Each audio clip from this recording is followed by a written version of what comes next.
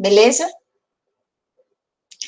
Então, para ordenar esse conjunto de células que é o nosso organismo, do mesmo jeito que uma cidade, é necessário que tenha alguma orientação. E essa orientação também envolve comunicação entre os componentes do nosso corpo, que são as células. Então, do mesmo jeito que em uma cidade, para que tudo funcione de forma ordenada, como, por exemplo, no trânsito, é necessário que existam componentes envolvidos numa sinalização e numa comunicação entre os componentes, entre as células, como na cidade existe uma comunicação entre os habitantes. Existe uma comunicação no trânsito, existe uma comunicação que envolve comportamento, concordam? Então, no nosso organismo, a sinalização celular, ela vai organizar a função daqueles componentes do nosso corpo, organizando o comportamento e todo o funcionamento do nosso corpo. Então, do mesmo modo que a sinalização de trânsito nos ordena, nos organiza, a sinalização celular também ordena e organiza o comportamento das células. Então, para trazer exemplos de sinalização, eu trouxe aqui alguns exemplos de moléculas que servem como sinais. Então, aqui a gente tem exemplo bem lúdico, mostrando o que essas moléculas sinais promovem. Então, aqui, quando a gente olha para o chocolate, a molécula teobromina, que é um componente do chocolate, ele é metabolizado no nosso corpo, e essa molécula, ela traz bem-estar, ela traz um certo conforto, porque ela pode ser convertida em uma molécula razoavelmente parecida, que é a serotonina. E aí a gente tem uma molécula como a teobromina, tendo um efeito calmante, um efeito relaxante, como alguns opioides, que são moléculas sinais que o nosso próprio corpo produz, por exemplo, a partir do leite. Então, existem peptídeos no leite que têm um efeito calmante. Tanto que as pessoas costumam consumir leite antes de dormir, um leitinho quente, porque aquelas moléculas têm um efeito calmante.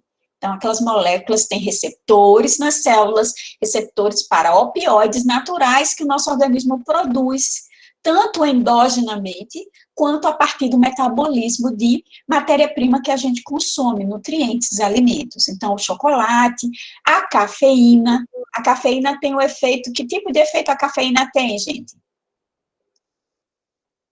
Que tipo de efeito a cafeína tem? Estimulante, Luiz, exatamente, meninos, estimulante. Então, existem receptores para moléculas naturais produzidas endogenamente do nosso corpo, que são estimulantes. Só que o café, ele entra também em contato com esses receptores, a cafeína, e sinaliza também a estimulação, o acordar, o manter em alerta. A pergunta de Luiz: a saciedade também é mediada por sinalização? Sim, Luiz. Existem moléculas, peptídeos sacietogênicos, produzidos nos tecidos do nosso trato gastrointestinal, e esses peptídeos, eles são produzidos a partir do momento que a gente metaboliza os nutrientes. Então, a gente tem uma sensação de que já foi captado nutriente suficiente. Então, tem uma cascata de sinalização que envolve uma comunicação do intestino, que é extremamente inervado com o nosso sistema nervoso central. Dizem até que o nosso intestino é o nosso segundo cérebro, né, pela quantidade e abundância em inervações. Então, a gente tem realmente o sistema da saciedade. A colestoquinina, por exemplo, é uma molécula envolvida na saciedade e ela faz parte da via de sinalização da saciedade. Então, tanto a fome quanto a saciedade são mediadas por sinalização celular. Qual é o propósito dessa sinalização celular? Que essas moléculas podem interferir, podem sinalizar, promover o bem-estar, a sobrevivência e garantir a perpetuação da nossa espécie. Então, todos os seres vivos têm, sim, meios de sinalização celular, comunicação entre as células, desde os organismos unicelulares a organismos como os nossos pluricelulares, usam do mecanismo de sinalização celular para se comunicar e, nessa comunicação, conseguir sobreviver e reproduzir. Aí a pergunta de Ailton, aproveitando a pergunta de Luiz, todos os processos biológicos são mediados por sinalização celular? A maioria dos processos biológicos vai ter, sim, um envolvimento de uma cascata de sinalização. Absorção de nutrientes, absorção de glicose, a gente tem a insulina como uma molécula sinal. A contração muscular, a gente tem o processo de neurotransmissores, como acetilcolina, adrenalina, envolvida para a contração muscular. A multiplicação celular, divisão, crescimento, a gente tem os hormônios do crescimento. Então, Ailton, os processos de mudança de comportamento da célula para, por exemplo, realizar um movimento, como na contração muscular, requer um sinal. Os processos de divisão, para as células se dividirem, darem origem a novas células, eu preciso ter um sinal que vai promover aquele momento de divisão, vai ativar toda a via fisiológica para que aquela célula se divida. Então, é necessário sinais que favoreçam a manutenção ou a adequação do comportamento celular a uma determinada nova condição. Então, nós temos, sim, sinalização celular envolvida na maior parte dos processos fisiológicos, ou seja, dos processos celulares. Então, aqui a adrenalina, né? A adrenalina ajuda para que a gente tenha a capacidade de reagir, capacidade de tomar uma atitude frente a uma condição de estresse ou frente a uma condição excitante, estimulante. Aquela molécula de adrenalina contribui para que as células realizem um novo comportamento e respondam àquele estímulo. A pergunta de Isa é, todo sinalizador é um hormônio? Não necessariamente, Isa. Quando a gente fala em hormônio, Isa, a gente está pensando em moléculas que vão ser produzidas em um conjunto celular e elas precisam ser endereçadas, encaminhadas para uma longa distância. Então, geralmente, hormônios são moléculas que atuam em células-alvo distantes da célula-fonte. Então, a gente tem as células endócrinas, que produzem um hormônio, secretam aquele hormônio, e aquele hormônio ele vai ser levado a uma longa distância para mediar uma resposta em uma célula distante da célula secretora. A célula-alvo está distante da célula secretora, aí a gente chama essa molécula de hormônio. Mas existem moléculas como, por exemplo, lembra que eu falei que a secreção de insulina ela dependia da concentração de glicose aumentada? Então, o aumento da glicose, que vai causar aquele aumento de ATP na célula pancreática, vai fazer com que o potássio pare de ser secretado ou colocado do lado de fora da célula e feche o canal, fechando o canal de potássio, abrindo o canal de cálcio por despolarização da membrana. A glicose serviu de sinal para a secreção de insulina, mas ela não é um hormônio, Isa. Então, existem sinais que não são hormônios, mas os sinais que percorrem longas distâncias são considerados hormônios. Existem moléculas que podem atuar como hormônio e não. Com certeza, Clarice, se a gente tem uma alteração na produção, na secreção hormonal, a gente tem um comprometimento da função da sinalização que ele promove. Quer ver um exemplo? Existem crianças que nascem com a deficiência na produção de hormônio do crescimento. O que é necessário para conduzir um desenvolvimento adequado daquela criança? O que é que vocês podem falar sobre isso? Criança nasce com alteração na produção ou produz um hormônio do crescimento que não tem a fórmula, a gente tem um tratamento hormonal, Ailton, onde a gente vai intervir, dependendo da fase de desenvolvimento da criança, com a aplicação de hormônios do crescimento, perfeito? Então, se tem uma alteração na secreção de hormônio, ou se tem um hormônio, por exemplo, proteico, que é o caso do hormônio do crescimento, é o caso da insulina, com defeito, a sinalização pode ser afetada sim, Clarice, tá bem? Então, sinalização, gente, é uma comunicação. Se a comunicação não chega ao seu destino, a gente tem uma alteração, sim, na resposta da célula, Clarice. Se a secreção daquele hormônio, daquela molécula sinal, não é na quantidade adequada, a gente tem também um efeito naquele processo. Então, qualquer alteração na comunicação interfere na resposta, na mudança de comportamento da célula. Igor, aquele controle para fazer um tratamento com hormônio do crescimento, existe uma idade certa, existe uma dosagem certa. O paciente que faz um tratamento com hormônio do crescimento, seguindo a pergunta de Clarice, é um tratamento extremamente rigoroso. Porque, gente, nós estamos interferindo na multiplicação celular. Então, não é em qualquer idade, não é em qualquer condição que uma pessoa pode fazer tratamento com hormônio do crescimento. Olha um exemplo. Existem atletas que usam anabolizantes. Anabolizantes como, por exemplo, testosterona, que é uma molécula sinal. Essa molécula pode interferir com várias vias no organismo. E dependendo de como essa molécula é usada, ela pode trazer efeitos maléficos. Então, existem anabolizantes, por exemplo, que podem interferir na função hepática. Então, tratamento com hormônios não é um tratamento para ser feito de uma forma não rigorosa, é para ser extremamente monitorado por exames bioquímicos, por testes da concentração de hormônios no sangue. Então, todo tratamento que envolve uma molécula sinal tem que ser realmente muito bem monitorado. Vou dar um exemplo. Eu uso T4, eu faço tratamento para tireoide. Nesse tratamento para tireoide, se eu usar uma dosagem errada, eu posso ter uma consequência cardíaca, por exemplo. Então, existe todo um cuidado para que a dosagem que eu faço do uso do Puran seja a dosagem adequada para a minha demanda. Acima daquilo, eu posso ter uma perturbação na sinalização celular. E essa perturbação pode envolver, por exemplo, arritmia cardíaca. Então, sinalização celular é algo que o nosso organismo produz na dosagem correta, quando fisiologicamente nós temos uma forma de produção adequada. Numa patologia, ou a gente vai ter que repor, e tem que repor numa quantidade adequada. Então, a minha tireoide não está produzindo a quantidade de T4. Então, eu tenho que fazer uma administração de T4 para ter a quantidade daquele hormônio na proporção necessária para o meu metabolismo. Então, existe sim. Falhas nesse processo podem trazer danos, sim. Então, tem que tomar cuidado. Exatamente, Igor. Você pode ter uma interferência na formação do osso. A criança está em desenvolvimento, os ossos estão em desenvolvimento. A absorção de cálcio também você pode sim. E eu conheço casos de pessoas que tiveram danos por excesso de calcificação, sim.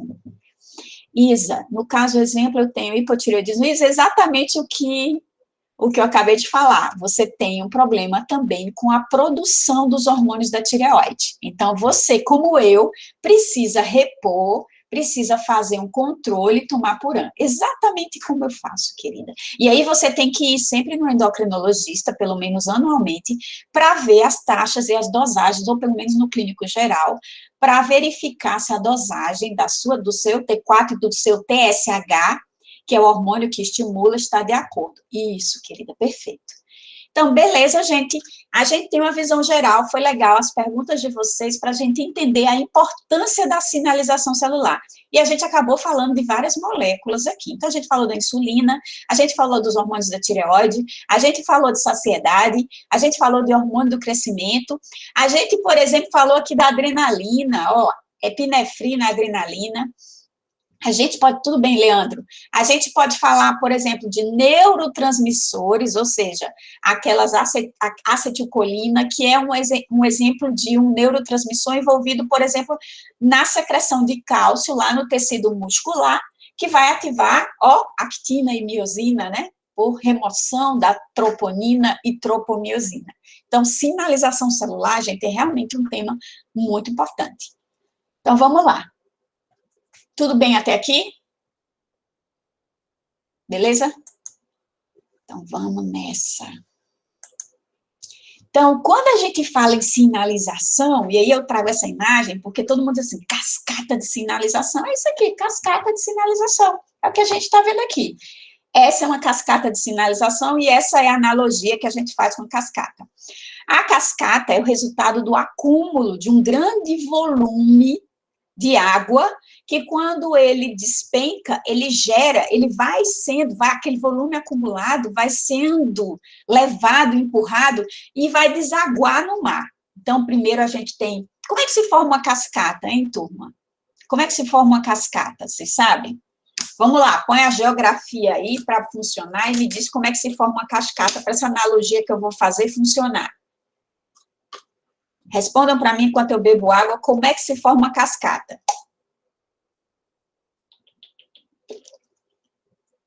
A cascata normal, tá? Uma cascata de água lá, a Foz do Iguaçu, ou a cachoeirinha que vocês conhecem. Como é que se formou aquela cascata?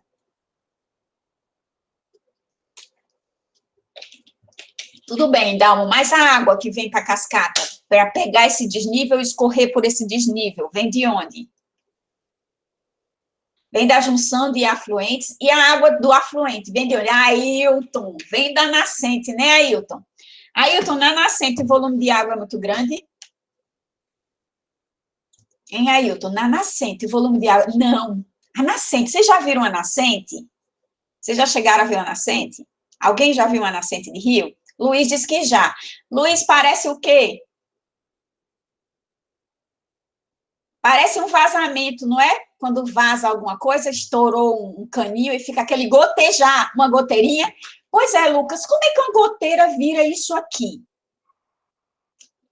Como é que uma goteira vira essa grande cascata? Vai se acumulando, Luiz, e vão se juntando várias fontes nascentes vão levando para um rio, e para um riachinho, esse riacho vai formar o rio, esse rio vai descer pela cascata abaixo, e sabe onde é que ele vai desaguar? Geralmente, onde é que deságua um rio? Quando um rio faz realmente todo o seu percurso, ele deságua no mar, né? E o mar é um volume grande. Então, imaginem, gente, Maria, imagina que a cascata de sinalização, ela vai desaguar no mar da resposta celular. Mas ela começa com uma gota lá. Essas gotas se juntando são os sinais, as moléculas sinais que vão se acumulando e vão, à medida que vão se acumulando, vão passando por estágios. E esses estágios que vão evoluindo na cascata de sinalização envolvem a ligação do sinal com o receptor celular. Então, esse sinal extracelular interage com o receptor na célula, que pode ser na membrana ou pode ser intracelular.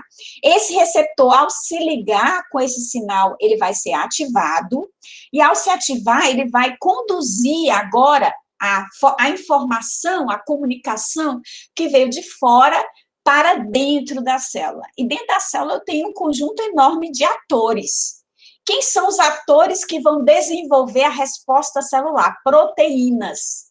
Quem são as proteínas? O citoesqueleto, enzimas de vias metabólicas, fatores de transcrição que vão participar da transcrição de genes, controlar a expressão gênica. E tudo isso junto, gente, vai gerar o que a gente chama de resposta celular, que é o mar, Maria. Então, a gente começa com um pouquinho de coisas que é o sinal. Esse sinal vai gerar uma resposta celular no momento que ele se amplifica. Onde é que esse sinal se amplifica? Quando o receptor é ativado. Então, quando esse receptor é ativado, ele gera uma ativação de várias moléculas intracelulares. É como se estivesse ganhando volume na cascata. E à medida que esse volume da cascata aumenta por alterar proteínas-alvo, seja o citoesqueleto, sejam enzimas, seja a expressão gênica, eu vou gerar a resposta celular. Por isso que a gente diz que a maior parte da sinalização celular ocorre como um fenômeno de cascata. Começa com um pouco do sinal químico, gera um grande sinal intracelular, reorganiza as moléculas intracelulares, gerando finalmente a resposta. E o que é a resposta? É a mudança do comportamento celular. Então, você tem uma célula em repouso. Quando ela recebe a adrenalina, o receptor para a adrenalina vai ativar o citoesqueleto e aquela célula contrai. Então, a gente tem uma resposta celular que é a mudança de repouso para contração, relaxamento para contração. Tudo bem? Vamos lá.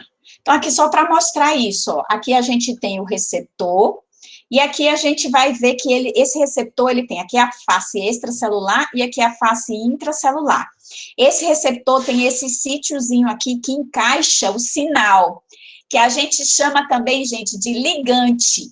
Por que o sinal pode ser denominado de ligante, turma? Por que a molécula sinal ou o fator que gera a sinalização se chama de ligante? Hein? Por que eu posso chamar esse fator que interage com o receptor de ligante? Olha o nome, por que ele é ligante? E por que o outro se chama receptor? Luiz, porque ele vai se ligar ao receptor, fazendo uma conexão, Isa. Ele vai se conectar ao receptor, como a gente vai ver. E depois de se conectar esse receptor, que é uma proteína de membrana, nesse exemplo aqui, o receptor é uma proteína de membrana. Eu vou dizer por quê. Porque a molécula sinal não é solúvel nessa bicamada lipídica. Então, ela interage com o receptor, promove uma modificação conformacional nesse receptor, e é essa modificação que conduz a mensagem aqui para dentro, gente. E essa mensagem, quando chega aqui no citoplasma, ela é convertida. A gente chama isso de transdução do sinal, ou seja, transformação desse sinal extracelular, agora via receptor, em um sinal intracelular. E aí a gente vai ver que aqui dentro esse sinal, ele é multiplicado, amplificado como essa cascata aqui, que começou com uma gota d'água, que é representado pelo sinal, e foi transformada em um grande volume de água da cascata. Então, olhem que linda essa imagem, a cascata está lá, e a nossa cascata de ativação, que vai ativar a produção dessa molécula chamada AMP cíclico, adenosina monofosfato cíclica, que é um mensageiro intracelular. Então, se a gente olhar aqui, ó, o sinal ligante se ligou no receptor, e esse receptor ativou proteínas que produziram bastante cópias do AMP cíclico. Esse AMP cíclico vai interagir com proteínas citoplasmáticas, mudando o comportamento celular. O que é que vocês estão vendo aqui? Era só um sinal, agora aqui dentro continua sendo só um. Aqui era só um sinal ligante. Aqui dentro, após o sinal se ligar ao receptor, o que aconteceu com os componentes envolvidos na sinalização? Foram multiplicados. Agora eu tenho centenas a milhares de proteínas que podem promover a resposta. Então, agora, essas subunidades de proteínas que foram amplificadas pelo sinal vão desencadear mudança de comportamento celular. Não, Luiz, existem vários sinais e vários receptores, Luiz, que podem promover a via do AMP cíclico. Tudo bem, Luiz? Existem vários receptores que ativam uma enzima chamada adenilatociclase. Ó, adenilatociclase, ela pega adenosina trifosfato, o ATP, é uma enzima que transforma o ATP em AMP cíclico, adenosina monofosfato. Adenosina trifosfato convertida em adenosina monofosfato. O que vocês acabaram de ver? O ATP, que a gente considera que é usado apenas para liberar energia, ele aqui vai ser usado para produzir um mensageiro intracelular, que é o AMP cíclico. Aquele ATP produzido na mitocôndria não tem só a função de liberar energia para, por exemplo, uma proteína motora se mover no citoesqueleto, não. Ele pode ter outras funções. Uma das funções do ATP é a produção de um mensageiro intracelular chamado AMP cíclico. Beleza, Luiz? Excelente a pergunta, certo? Então, vamos lá. Então, gente, sinalização celular. Qual é o roteiro da nossa aula? Nossa aula de hoje e na próxima aula. Os princípios da sinalização celular, que a gente já está discutindo, a visão geral de uma via de sinalização celular, ou transdução, que é a transformação do sinal extracelular em um sinal intracelular. Quando eu transformo via receptor esse sinal, a célula vai poder desencadear a resposta. Tipos de sinalização celular em animais, e aqui eu coloquei em animais, porque como vocês são da área biomédica, a sinalização celular de interesse maior para vocês é em animais, porque nós somos animais, né? E os modelos que nós trabalhamos, geralmente, são animais. Então, a gente vai ver sinalização celular em célula eucariótica animal. Moléculas de sinalização, moléculas sinalizadoras, ou seja, moléculas de hormônios, moléculas que vão servir para desencadear sinalização celular. E aí nós temos que lembrar que a gente chama essa molécula de vários nomes. Molécula de sinalização a gente chama de sinal, a gente chama de hormônios, os que têm atividade a longa distância são hormônios, a gente chama de ligante, porque tem que ligar no receptor, tudo bem? Então, vocês têm que pensar nesses nomes como sendo a mesma coisa. Molécula sinal, ligante, hormônio, são moléculas envolvidas na sinalização celular. E essas moléculas, quando eu digo que é um sinal que ligou no receptor, eu digo que ele é um mensageiro primário, porque ele iniciou a sinalização. Mas intracelularmente, gente, a sinalização celular pode gerar mensageiros secundários, agora intracelulares. Eu já falei de um aqui hoje. Qual foi o mensageiro secundário que eu falei hoje? Quando o ligante ativou uma adenilato ciclase, transformou a ATP em AMP cíclico. Sabe, Luiz? AMPC, que é esse aqui, ó. AMP cíclico. Beleza? Esse é o mensageiro secundário. Outro exemplo de mensageiro secundário, o cálcio. Lembra lá da célula pancreática? Quando a glicose, ela foi metabolizada, produziu ATP, esse ATP fechou canais de potássio, alterou a polarização da membrana, abriu o canal de cálcio, cálcio aumenta no citoplasma, induzindo a contração muscular. Então, o cálcio é um mensageiro secundário. Ele estava lá dentro do retículo endoplasmático, mas quando ele é liberado, ele vai ativar um comportamento novo, que é contrair. Então, são mensageiros, segundo os mensageiros. Então, a gente vai ver moléculas de receptores celulares, a sua localização. A gente vai ver que não tem receptor só na membrana, existem receptores intracelulares, além dos receptores da superfície, que são os de membrana. A gente vai ver que após o receptor ser ativado, a gente vai ter proteínas que serão ativadas por esse receptor, que são as proteínas intermediárias da sinalização. A gente verá a produção de segundos mensageiros, incluindo a via do AMP cíclico e a via de proteínas, dessas proteínas intermediárias, que é a via das MAP quinases. O que são MAP quinases? São proteínas enzimas. Quinase, o que é que uma quinase faz, gente? Já coloquem aí no registro de vocês. Quinase, ou sinase, é uma proteína que fosforila. Adiciona fosfato em outras proteínas. Adicionar fosfato em outras proteínas é modificar quimicamente a proteína. Isso vai fazer com que ela mude de um status inativo para um status ativo. Então, na sinalização, quando uma proteína é fosforilada, ela sai de uma condição, ela pode estar desligada, inativada, e quando ela é fosforilada por essa sinalização celular, ela fica ativa. Ou pode ser o contrário, a proteína não fosforilada é ativa, quando eu fosforilo, ela se inativa e sai daquela atividade dela temporariamente, enquanto ela está fosforilada. A gente vai ver que existem enzimas chamadas fosfatases que removem o fosfato, e aí aquela proteína pode voltar ao status anterior.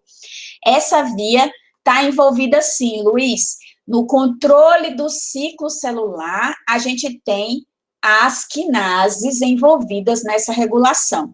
Ailton está perguntando se a fosforilação ocorre no RE. Não, Ailton. Essa fosforilação, que é transitória, Ailton, temporária, causada por sinases, que pode ser removida por fosfatases, ela faz parte da sinalização celular. Ela não é uma modificação permanente, ou ela não é uma modificação, por exemplo, para o trânsito de uma proteína para o lisossomo. Ela é uma modificação como se fosse um disjuntor. Não tem o disjuntor da lâmpada? O disjuntor da lâmpada que a gente usa para ligar as lâmpadas da nossa casa. Ela tem quantas funções, o disjuntor? Quantas funções tem o disjuntor das lâmpadas da nossa casa? Hein, turma?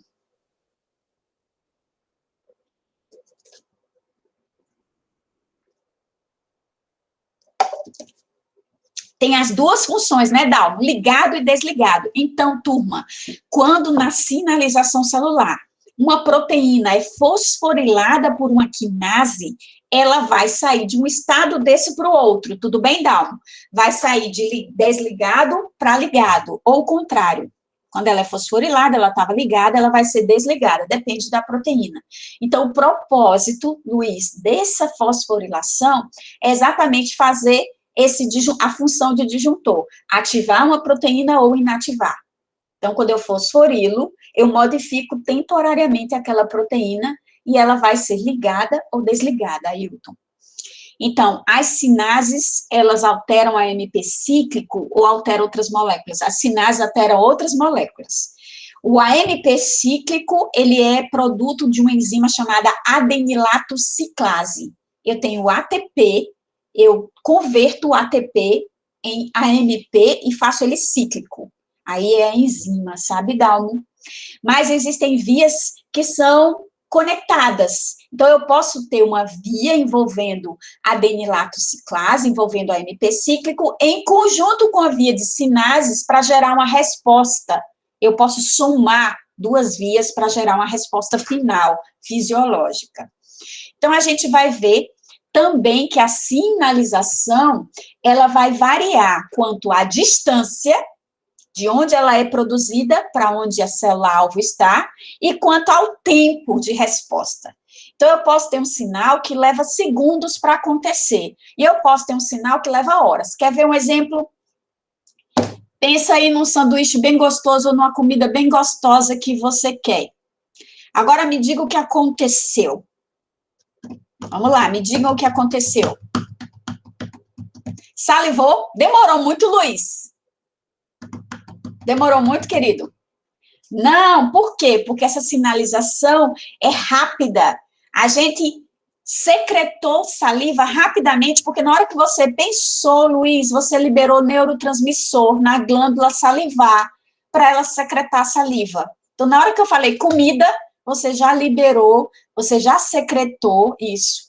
A adrenalina é um outro exemplo que pode desencadear uma resposta rápida mesmo. Ailton, você viu algo que te causa uma emoção. O que acontece em frações de segundo, Ailton? O que acontece?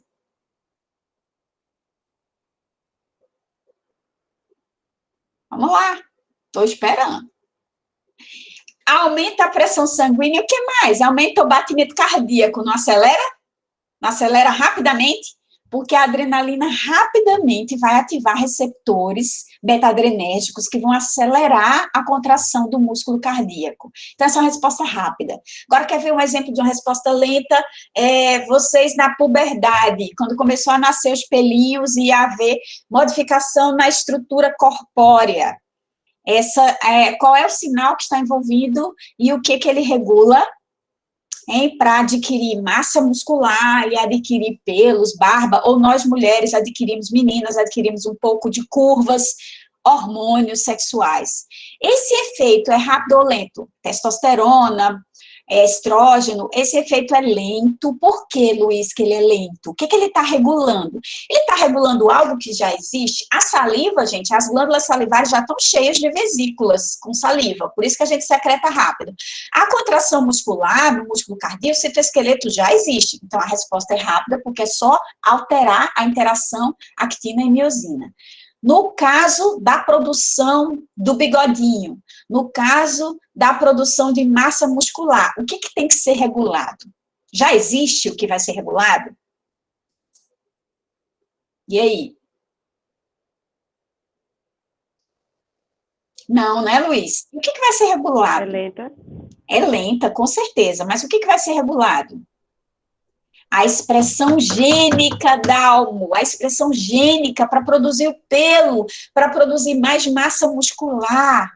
Exatamente isso, gente. Então, quando a resposta é lenta, é porque eu estou mexendo em algo que precisa ser expresso, produzido pela célula. Então, vou lá, a testosterona vai regular fatores de transcrição para genes envolvidos, por exemplo, na produção do folículo piloso do bigodinho do menino, ou para a produção de mais actina e para causar hipertrofia, actina e miosina para causar hipertrofia no músculo, ou para produzir enzimas que vão produzir lipídios em determinadas regiões do corpo e gerar curvas, característicos da menina, característico daquela região do corpo. Então, todos esses processos envolvem regulação da expressão gênica. Beleza? Isso é lento. Quando é que é rápido? Quando já existe. É só mexer e reorganizar o que já está lá. Uma via metabólica, por exemplo, metabolismo de glicogênio, tem que ser rápido, porque a célula precisa de glicose, rápido, o corpo precisa de glicose, libera fígado. Essa liberação é mais rápida. A liberação de insulina, quando a glicose aumenta, a insulina já está lá, é só promover a secreção da alma. Então, essa secreção é rápida, não é? Porque eu só preciso ter a fusão da vesícula com a membrana. Então, leva minutos. É só o tempo da glicose ser metabolizada, produzir um pouco mais de ATP. Beleza? Então, vamos lá. Então, isso tudo envolve, sinalização envolve comportamento celular. E vai depender de múltiplos fatores, ou seja, uma célula ela não muda de comportamento por uma única molécula sinal, ela é um conjunto de sinais. Então, tua célula tem milhares de receptores. Esses receptores em conjunto, captando sinais que se somam, esses sinais que se somam vão gerar essa resposta. Então, a resposta celular, Dalmo, ela é o resultado da interação de vários sinais, e aqui está representado por esses 4 exemplos celulares e de comportamentos celulares. Olha só. Sobreviver. Quais são os sinais necessários para a minha célula sobreviver? Quais são os componentes necessários para que eu tenha essa resposta de manter as minhas células vivas? A gente imagina aqui, ó, sinal A, B e C. Então, esses sinais aqui em conjunto colaboram para que a minha célula sobreviva. O que a minha célula tem que saber para que ela possa sobreviver, gente? O que ela tem que ser capaz de reconhecer para que ela possa, no mínimo, sobreviver? Sinais que indicam o quê? Por exemplo, hein, turma? Sinais que indicam que tem nutriente disponível, Luiz. Então, para que as minhas células sobrevivam, elas, no mínimo, têm que saber que o meio é favorável para que elas continuem vivas, se nutrindo. Então, sinais de metabolismo básico, gente. As nossas células precisam ter na sua membrana, todas as nossas células vão apresentar na superfície das suas membranas ou no meio intracelular receptores para esses sinais de sobrevivência básica. Então, sinal, receptor para insulina, se a minha célula não tem um receptor para insulina que funciona, ela não vai compreender o momento de colocar canais para captação de glicose na superfície. Então, ela vai ter um dano no metabolismo. Como na vida real, quem não se comunica, Dalmo, o que acontece com quem não se comunica? Vocês sabem esse ditado? Ih, esse ditado é cringe demais, não, é vintage. Hein? Quem não se comunica se entrumbica, se dá mal. Então, tem que se comunicar. As células têm que se comunicar. Existe alguma disfunção? Acabei de dar um exemplo, olha só, o diabetes. O diabetes é um exemplo clássico. Você tem ou não produção do sinal ou alteração no comportamento do receptor. Essa alteração impede a captação de nutriente. Entendeu, Luiz? Então, essa captação não funcionando, ela vai comprometer, sim. A célula vai usar outras vias? Vai. Tem metabolismo de lipídio? Tem. Ela vai fazer cetogênese, mas beta-oxidação. Mas esse processo vai trazer comprometimento funcional, vai acidificar o plasma. Então, existe uma demanda, uma necessidade que as tuas células tenham receptores para se comunicar e reconhecer o meio extracelular e os sinais extracelulares de sobrevivência. Prestem atenção que nas 3 primeiras condições, os sinais de sobrevivência, eles estão em comum, não estão?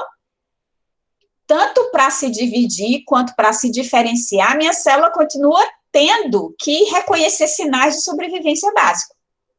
Ela não vai se reproduzir se ela não está tendo nutriente. Como é que ela vai construir novos materiais para se dividir e dar origem a 2 células filhas? Então, além de manter os sinais, reconhecer os sinais de sobrevivência, para que ela se divida, ela passará a ter receptores que permitem que ela reconheça sinais de divisão. Beleza, ela sobrevive e agora ela reconhece, por exemplo, hormônios do crescimento, que induzem, estimulam a sua divisão celular. Essas células se dividiram, após divisão, essas células precisam se especializar. Como é que a gente chama essa especialização? Diferenciação celular. Então, para a célula se diferenciar, para ela determinar que tipo de célula ela é, que funções ela apresenta, que genes ela expressa para desenvolver essa função, essa célula vai reconhecer sinais de diferenciação. Então, a comunicação dela com a vizinhança ali vai determinar que tipo de célula ela se diferenciará. Mas, para isso, ela precisa reconhecer os sinais que avisam para ela, olha, tu é um neurônio, cara, se diferencia direito.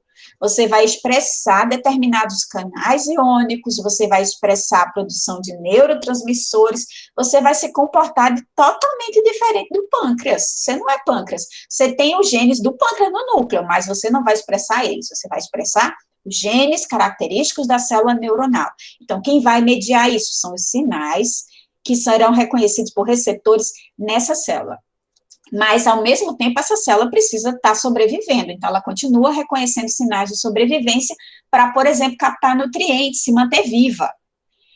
Já quando a célula não é capaz de reconhecer os sinais de sobrevivência e nenhum dos outros sinais, essa célula, por não reconhecer os sinais de sobrevivência principalmente, ela está fadada a percorrer uma sinalização que leva ela à morte, que a gente chama de apoptose. E aqui a gente está vendo o que acontece com essa célula quando ela fica incapaz de captar nutrientes.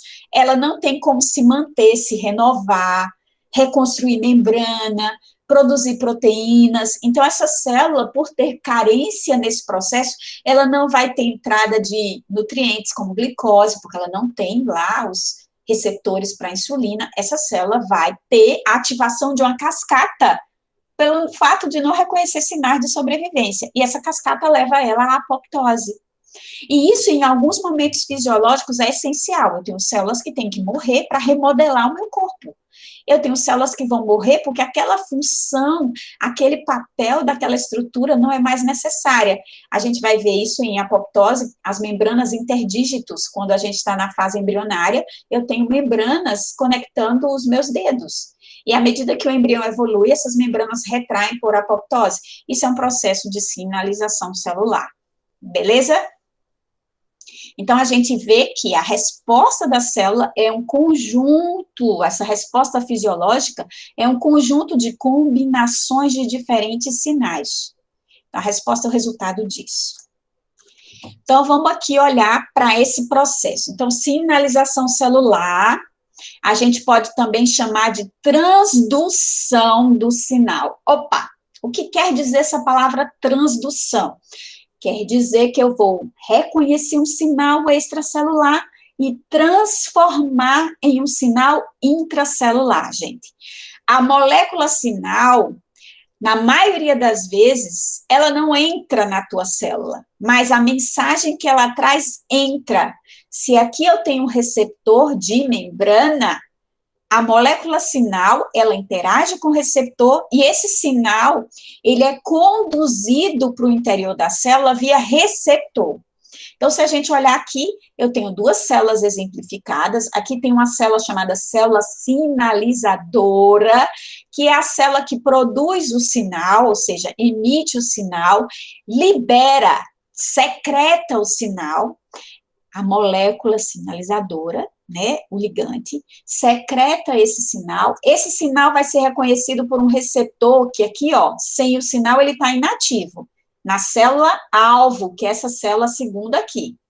O receptor, quando o sinal não chegou, ele está inativo. Quando o sinal interage com ele, olha, o receptor da superfície é ativado e ele pode sofrer uma mudança conformacional que conduz a informação trazida pelo sinal para o citoplasma. No citoplasma, gente, aqui do 5 até o 8, ó, 7 aqui, a gente vai ver que do receptor, a gente tem as proteínas intermediárias, que vão, a partir da ativação do receptor, ser ativadas por ele. Essas proteínas intermediárias vão fazer com que outras proteínas da cascata de sinalização sejam ativadas. Nesse exemplo, eu tenho dois destinos desse sinal. Um sinal é modificar proteínas que já existem.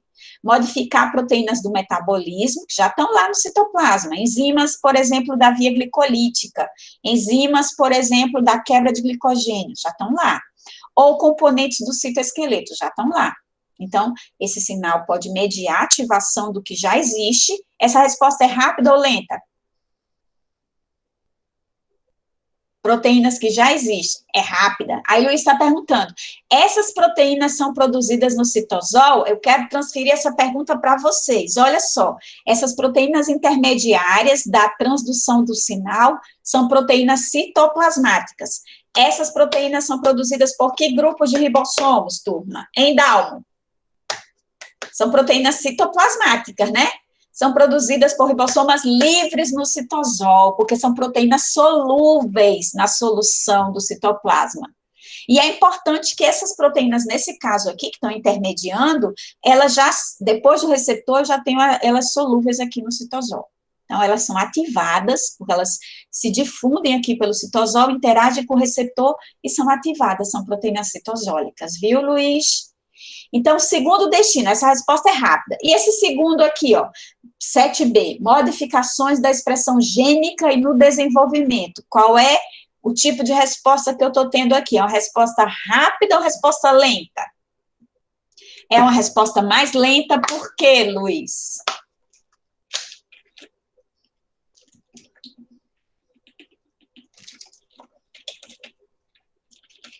Quando a gente fala na regulação da expressão gênica, o que, que vai acontecer? Vai ter a transcrição, né? Vai entrar no núcleo, depois vai ter a transcrição, depois esse RNA mensageiro vem para o citosol para ter a síntese de proteínas, né? Então, eu tenho todo um processo que começa no núcleo, mas termina com o produto aqui no citoplasma para mudar o comportamento da célula.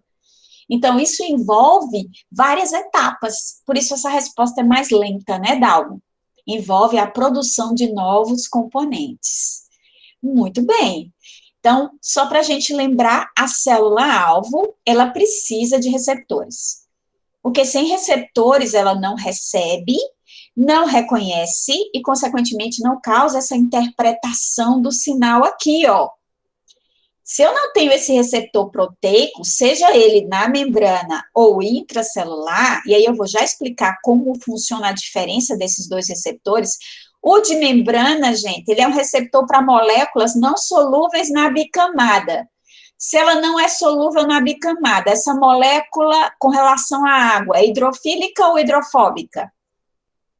Se ela não é solúvel, ela não pode cruzar a membrana, ela precisa se ligar no receptor da membrana, é porque ela é uma molécula hidrofílica, Ailton. Ela é uma molécula insolúvel na bicamada, que a bicamada não é hidrofóbica, então ela não consegue atravessar, por isso o receptor dela é uma proteína na membrana, na superfície celular. Tranquilo, querida, eu entendi. Ela é uma proteína na membrana. Então, esse receptor, turma, ele tem uma região extracelular que liga em moléculas hidrofílicas. Agora, se a molécula for um hormônio derivado do colesterol, a testosterona. Testosterona é hidrofóbica ou hidrofílica? É solúvel na membrana ou não? Em Dalmo. Ela é hidrofóbica, Luiz e Dalmo. E aí, a testosterona, o estradiol, a progesterona, o cortisol são solúveis na bicamada lipídica. Se são solúveis, o receptor do cortisol, o receptor da testosterona, o receptor do estradiol, precisam ser na membrana? Não. Os receptores desses hormônios são receptores intracelulares. Podem ocorrer, Dalmo, no citoplasma ou no núcleo, tudo bem? Então, esses receptores estão aqui ou no citoplasma, são receptores intracelulares. Por quê, turma? Porque a testosterona é solúvel na bicamada lipídica, então ela flui aqui para dentro, ela difunde, e aqui dentro ela encontra o seu receptor, ou no citoplasma ou no núcleo. Então, a gente, de qualquer forma, se a molécula sinal é hidrofílica, o receptor é na membrana. Se a molécula sinal é hidrofóbica, o receptor é intracelular. Qual é o resultado? interagir com o receptor, interpretar a célula, consegue, através do receptor, transduzir, converter a mensagem em uma mensagem intracelular, ativando proteínas, ativando a expressão gênica, mudando o comportamento da célula, que a gente diz que gera a resposta. A resposta da produção do pelo, a resposta da contração muscular, a resposta da ativação e captação de glicose e metabolização dessa glicose. Isso é a mudança de comportamento da célula. Isso é o desenvolvimento da resposta. E essa resposta pode ser rápida ou ela pode depender da expressão gênica, tornando-se um pouco mais lenta. Beleza? Então, vamos olhar aqui uma cascatazinha rapidamente, componentes da sinalização celular, de novo, olha só. Aqui a gente tem os componentes bonitinhos, vocês vão me dizer, quem é esse cor-de-rosa aqui? Quem é esse azul e quem é o cor-de-rosa? Fala aí. Quem é o azul? Aqui a gente tem a membrana da célula, aqui o meio extracelular. Quem é o azul, turma? O rosa é o receptor. E quem é o azul? Nome para o azul, vamos lá. Ligantes, molécula sinalizadora, exatamente. Então, aqui eu tenho a célula-alvo com o receptor na membrana. Se o receptor é de membrana, qual é a característica dessa molécula sinal com relação à solubilidade na bicamada? Ela é hidrofílica, Luiz, beleza. Ela é solúvel na bicamada? Ela é insolúvel. Então, por isso o receptor é na membrana, beleza? Ótimo. E quem é que a gente está vendo aqui em rosa-choque? O que são essas estruturas rosa-choque? Aqui a gente tem o receptor, a molécula sinal, ligante no receptor, e aqui, ó, mostrando a seta, indicando que o receptor desencadeou algo que envolve essas rosa-choque aqui. O que são essas moléculas 4 que estão aparecendo aqui em rosa-choque? São aquelas proteínas intracelulares efetoras da almo, que vão realizar a atividade que gera a resposta celular.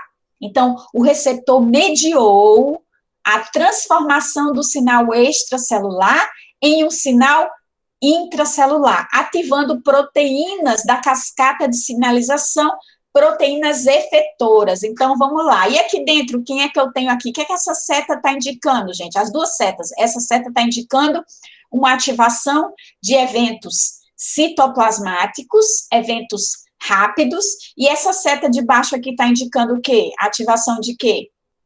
Essa seta apontando para o núcleo aqui, está indicando o quê? Ativação de quê? De uma resposta lenta que envolve a expressão gênica. Então, vamos lá.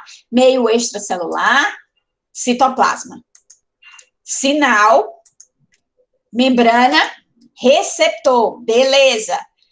Proteínas intermediárias da sinalização, núcleo, e aí um alvo, DNA, a resposta na regulação da expressão gênica, uma resposta lenta. Muito bem, Dalmo, excelente. Então, lembrando daquela cascata, vamos lá, visão geral de novo de uma via de sinalização celular e transdução de sinal. Primeiro componente, molécula, sinal ou ligante. Molécula, sinal extracelular. Ah, gente, eu esqueci de fazer um comentário com vocês aqui, importante. Vocês olharam para cá e vocês viram isso aqui? Sinais aqui nessa imagem, eu adoro essa imagem, me perdoem. O que a gente está vendo aqui, gente, nessa imagem? A gente está vendo os sensores, os sentidos do nosso corpo. Vocês tinham perguntado, alguém perguntou, não sei se foi Ailton, Luiz, perguntou sobre, grande parte da nossa fisiologia depende de sinalização? Sim, olha para essa imagem. Para a gente sobreviver, a gente precisa perceber o ambiente externo, a gente precisa reconhecer riscos, a gente precisa, já, Clarice, a gente precisa reconhecer o meio extracelular, a gente precisa reconhecer o meio onde o nosso corpo está. Como é que a gente reconhece isso? Por sinais, sensores. Então, a gente tem os sentidos do nosso corpo, a visão, o olfato, a parte gustativa, a audição, a percepção de equilíbrio, se a gente está de ponta cabeça, se a gente está de pé, a gente tem essa percepção aqui no sistema nervoso central, conectado a uma porção do ouvido interno, que a gente conhece como sistema vestibular.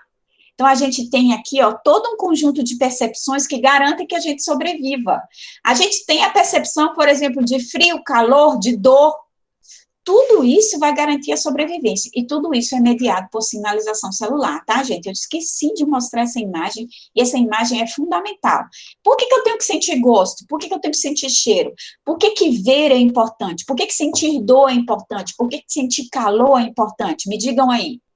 Por que ter todos esses sensores, a gente parece, nossa cabeça, por exemplo, parece um conjunto de antenas, que são os receptores para todos esses sinais. Por que eu preciso ter, nas minhas células desses diferentes regiões da minha cabeça, do meu corpo, esses receptores? São sinais que permitem com que o corpo perceba o que está acontecendo. Mas qual é o resultado disso, Luiz? Dessa percepção? Qual é o resultado? Qual é a vantagem? Qual é a demanda? Por que eu preciso perceber isso? Por que eu preciso sentir gosto? Por que eu preciso sentir cheiro? O pessoal que teve Covid, em determinadas formas, perdeu essa capacidade de sentir cheiro e gosto. Por quê? Porque é importante, Maria, para a sobrevivência. Se eu sinto gosto, eu consigo, por exemplo, identificar alimentos ricos em açúcar. Eu consigo identificar alimentos ricos em nutrientes benéficos. Como eu também consigo detectar alimentos que já estão em decomposição e que não são interessantes para a minha fisiologia consumir aqueles alimentos que têm um cheiro ruim, um sabor tóxico, exatamente, evitar ingerir tóxicos, percepção do amargo.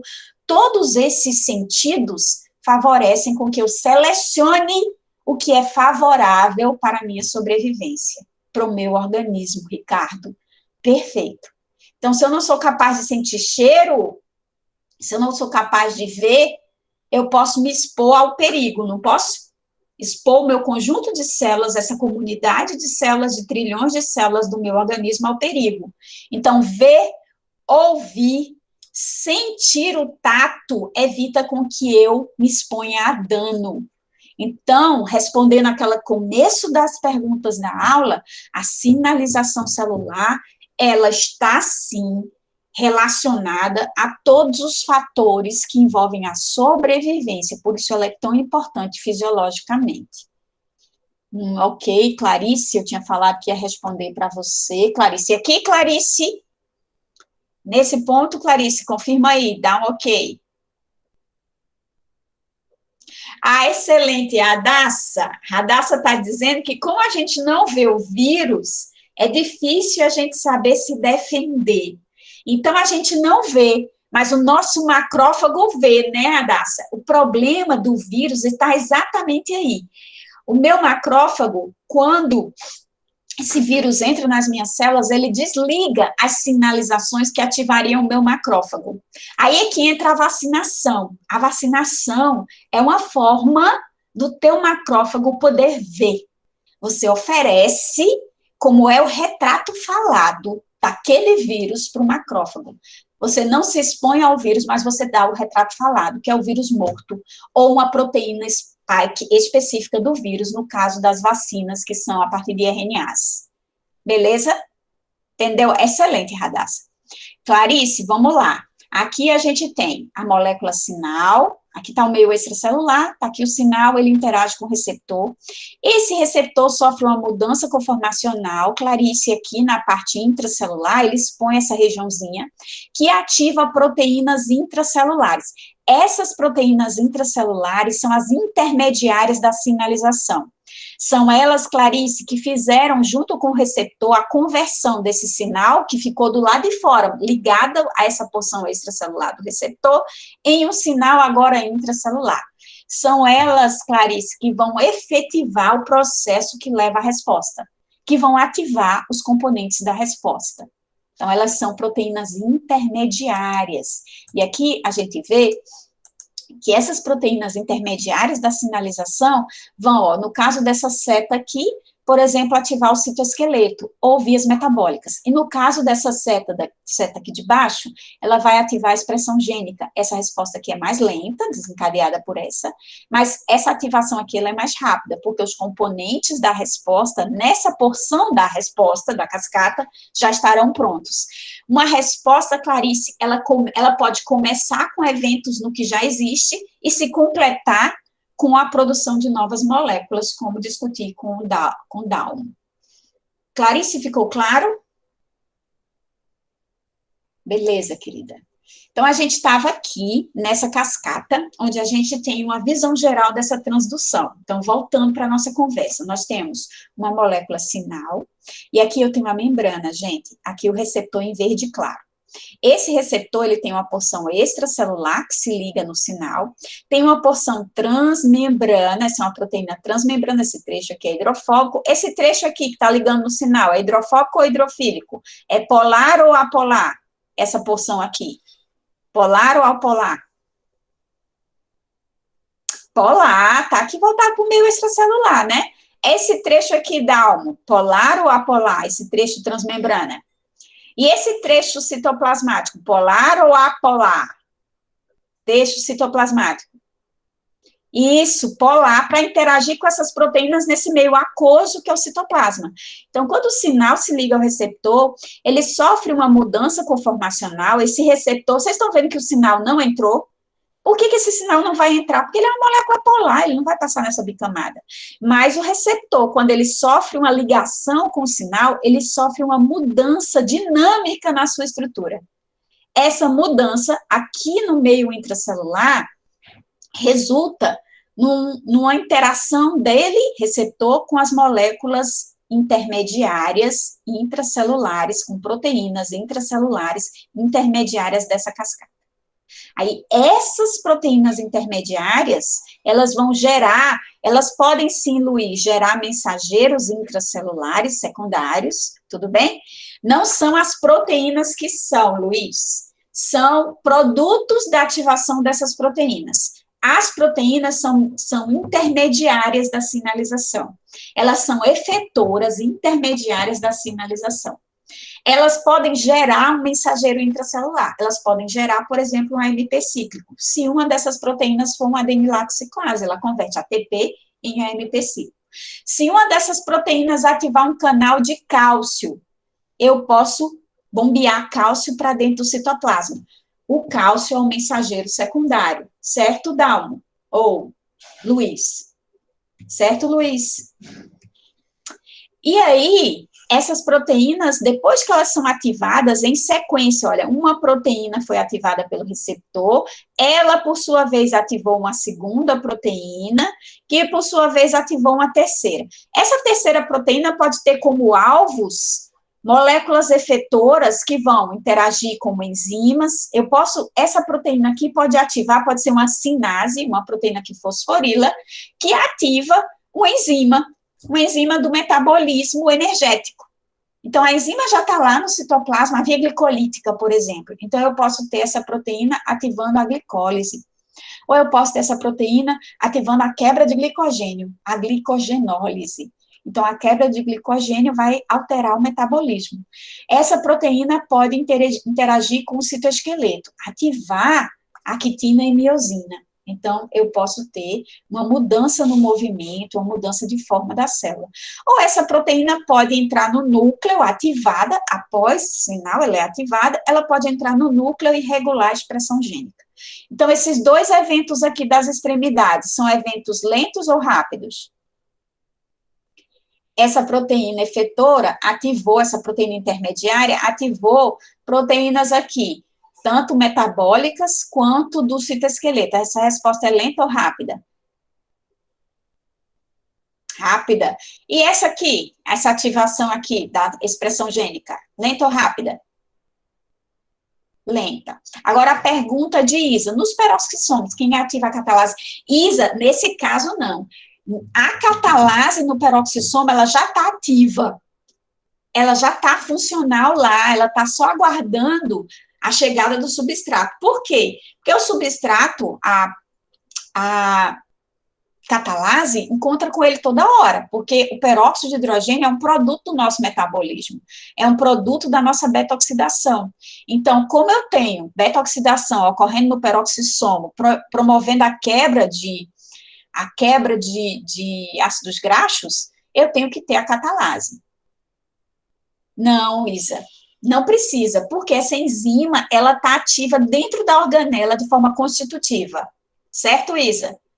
Já esses do citoplasma, não. Olha, lembra que eu falei como é que a sinalização é? Se eu tirar o sinal aqui, o que acontece com esse receptor e com essa cascata, gente? Se eu tiro esse sinal aqui, o que acontece com esse receptor, Isa, e com essa cascata? Ele continua ligado? Sim ou não? Não, né? Então, na sinalização, Isa, lembra do disjuntor ligar e desligar? Então, as proteínas da sinalização, no momento que eu tenho o sinal interagindo com o receptor, eu ativo a cascata. Quando eu tirar o sinal, o que acontece com a cascata?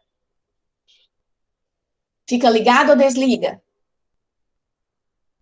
Desliga, é interrompida. Então, na sinalização, Isa, eu tenho momentos de ligar sinalização e momento de desligar. Eu tenho proteínas que sinalizam a interrupção daquele sinal.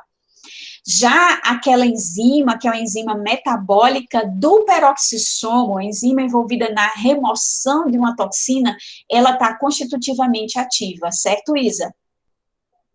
Ela já faz parte do processo. O que é que você quer saber? Eu vou dizer. Pode acontecer de ocorrer uma regulação da catalase para produzir mais catalase? Eu posso induzir a produzir mais catalase? Pode acontecer sim, Isa. Existem fenômenos de sinalização celular que podem fazer com que eu produza mais catalase, mais peroxissomo, porque aquela célula está exposta a mais estresse oxidativo. Certo? Então, existe isso. Aí é um pouquinho diferente. Aí eu vou estar regulando, sim, a expressão gênica. Mas não jogar peróxido e, de repente, eu ativei a catalase. Não, a que estava lá já estava ativa. Tá bem? Ela já estava ativa lá. Então, vamos ver a nossa cascata. Então, sinal, receptor. O receptor recebe, reconhece o sinal, gera o sinal intracelular, amplifica o sinal. Como é que a gente amplifica o sinal? Gente, aqui eu tenho um receptor e um sinal. Só que aqui dentro, as proteínas intermediárias que serão ativadas por esse receptor, quando uma proteína, uma enzima interage com ele, ela é ativada, ela vai para o citosol. Esse receptor pode ativar outra enzima? Sim ou não? Se ele continuar com o ligante, ele pode ativar mais de uma molécula de enzima? Sim, né, Wesley? Então, se eu tenho esse receptor aqui, enquanto ele estiver ativo, ele vai estar ativando moléculas que propagam esse sinal para dentro da célula, no citoplasma.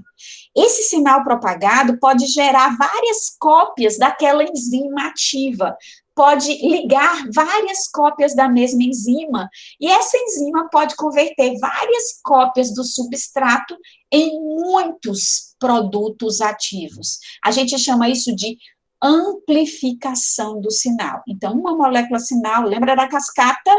Uma molécula de sinal lá gotejando lá, chegando no receptor, pode fazer um acúmulo de componentes intracelulares que amplificariam o sinal. E além de amplificar quem tira o sinal, Luiz, a gente pode ter a endocitose do receptor, e aí desliga o sinal, porque eu não tenho mais como. Eu faço a endocitose do receptor numa vesícula endocítica, ele é hidrolisado, o sinal, a molécula sinal é hidrolisada, então aquele sinal é desligado. Essa endocitose vai ter que ser ativada por outro sinal, tudo bem, Luiz? Outro sinal ativa a endocitose. E essa endocitose ativada elimina a molécula sinal. Eliminada a molécula sinal, a cascata é desligada. E, novamente, aquilo que eu estava falando, olha, esse sinal pode ter alvos divergentes. Quem são os alvos na minha célula? Lembrando, vias metabólicas, que podem ser ligadas ou desligadas, o citoesqueleto, que pode modificar seu arranjo, sua organização. Alguém pode me dar um exemplo de um momento onde o citoesqueleto precisa se rearranjar, precisa se reorganizar? e a sinalização vai ser importante para isso. Quando o citoesqueleto precisa se reorganizar,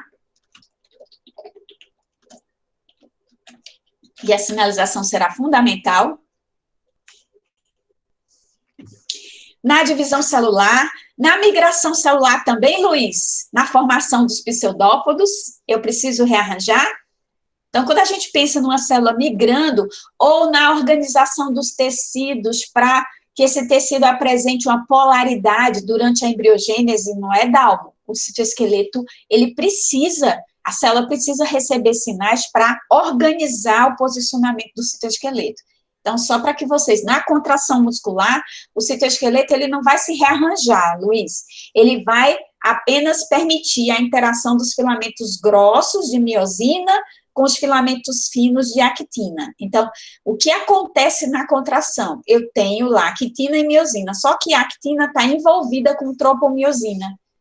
Quando eu tenho sinal pelo neurotransmissor, eu tenho a liberação de cálcio no citoplasma, aumenta a concentração de cálcio. Troponina gosta de cálcio, né? A troponina não tem 3 regiões, uma é troponina C, gosta de cálcio. Quando ela está ligada em cálcio, ela desloca a tropomiosina, permitindo que actina e miosina interajam na contração muscular. Então, a gente tem uma reorganização do citoesqueleto. Regulação da expressão gênica, opa, é um outro alvo. Então, a gente já falou os exemplos de hormônios, como a testosterona, como o estradiol, eles são interessantes porque eles vão lá na regulação da expressão gênica, mas lá no fator do crescimento também, o hormônio do crescimento, ele pode regular a transcrição de genes, ele deve regular, para que a célula duplique e se divida em 2 células filhas, permitindo o crescimento daquele indivíduo.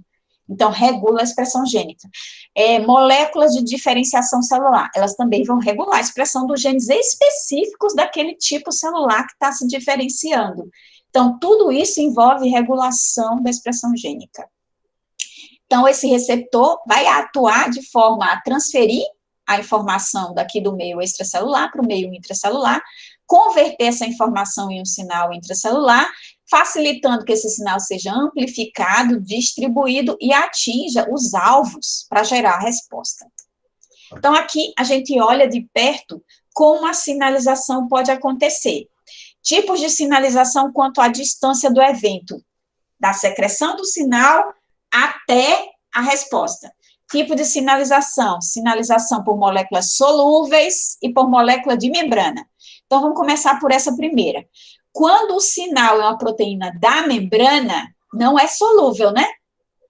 Para que ocorra a sinalização, o receptor que ocorre na membrana da célula adjacente vai se ligar a uma molécula sinal, e essas 2 células, como a molécula sinal é de membrana, elas têm que estar coladinhas uma na outra, fazendo contato.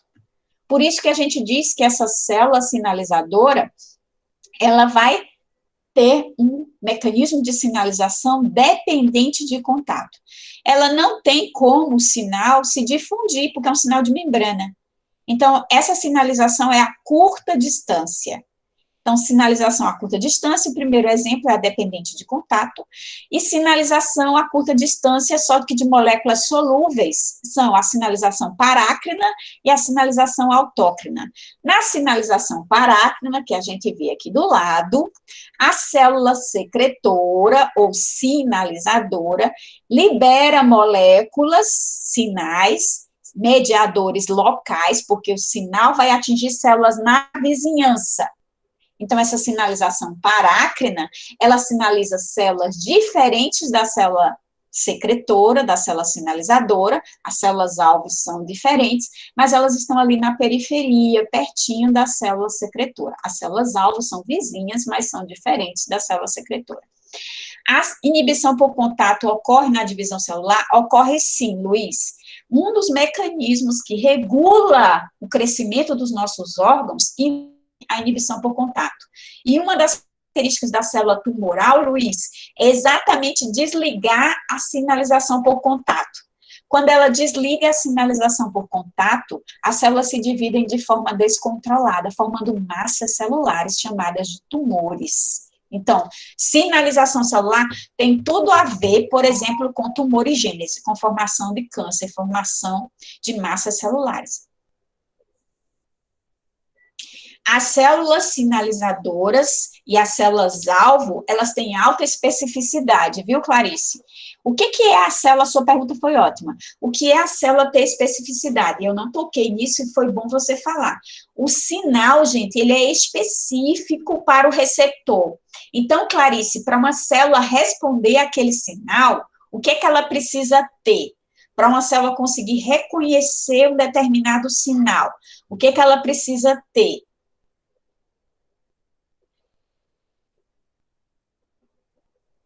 Um receptor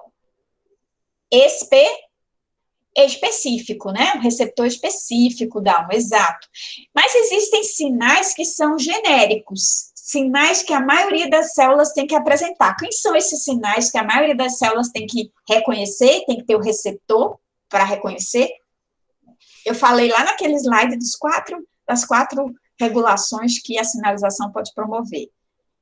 Receptores para o metabolismo, receptores para ativação do metabolismo, como, por exemplo, o receptor de insulina. Exatamente. Então, Clarice, a maioria das células vai ter um padrão de receptores específico para a sua função, para desencadear respostas típicas daquela célula.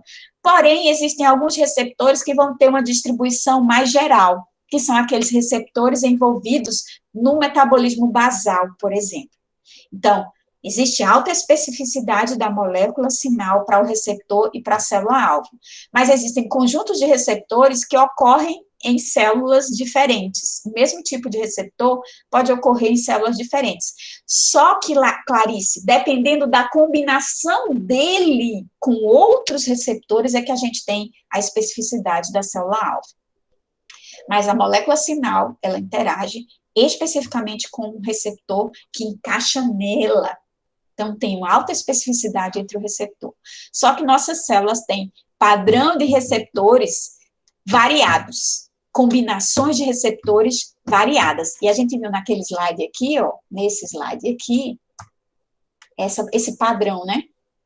Aqui, onde a gente tem a combinação de receptores para divisão, é diferente da combinação de receptores para diferenciação. Mas a gente consegue ver, Clarice, que existem alguns receptores comuns a esses três eventos respostas celulares. Voltando aqui. Então, sinalização autócrina. O que é a sinalização autócrina? A sinalização autócrina, semelhante ao que acontece na sinalização parácrina, o mediador é local, a molécula é secretada, e o interessante, a própria célula-alvo reconhece aquele sinal e responde àquele sinal. Então, a célula se autorregula e regula as suas vizinhas. Então, a célula se autoestimula e estimula as suas vizinhas. Então, existem receptores para moléculas. Por exemplo, na célula tumoral, um dos eventos que ela também promove é a autorregulação para a divisão. Ela se autoestimula. Então, ela, além de perder a inibição por contato, Luiz, ela se autoativa para a divisão. Então, ela produz hormônios do crescimento e passa a responder a eles. Produz receptores e passa a responder. Então, no momento fisiológico adequado, essa sinalização autócrina, ela é positiva. No momento inadequado, quando aquelas células não deveriam estar mais se dividindo, essa sinalização autócrina, ela é prejudicial. Então, quando vocês estiverem assistindo comigo a aula de câncer, vocês vão ver que a célula tumoral, ela não inventou nada, não. Ela só reativou eventos que aconteceram em momentos fisiológicos que eram favoráveis, mas que já haviam sido desligados, ela ativa em um momento inadequado. Então, vocês vão ver que ela ativa divisão, que ela desliga inibições, que ela ativa migração, quando ela não deveria mais fazer isso. Então, a sinalização desregulada, e alguém perguntou, a sinalização descontrolada traz problemas? Traz. Um outro exemplo é o câncer. Quando a gente altera o padrão de sinalização, a célula se comporta de uma forma inadequada, que é o que gera uma multiplicação que forma os tumores. Então, sinalização a curta distância, dependente por contato, as células vizinhas se regulam na divisão, ou se inibem na divisão, ou inibem comportamento. Vocês viram na aula passada aquelas junções comunicantes, não viram? Lembra que eu falei que algumas moléculas podem ser compartilhadas por essas junções? Moléculas sinais podem ser compartilhadas por junções comunicantes. Moléculas sinais, além de interagirem em membrana, podem ser trocadas por canais, que são aqueles conexões entre a membrana de uma célula e da outra. E sinalização a longa distância? O nome já está dizendo, sinalização a longa distância difere da sinalização a curta distância, por quê, turma? O que difere a sinalização a longa distância da sinalização a curta distância? Hein? O que vai diferir a sinalização a curta distância da sinalização a longa distância? Vamos lá. Olhem aqui. Aqui a gente tem a sinalização a longa distância, chamada de sinalização sináptica, e sinalização endócrina.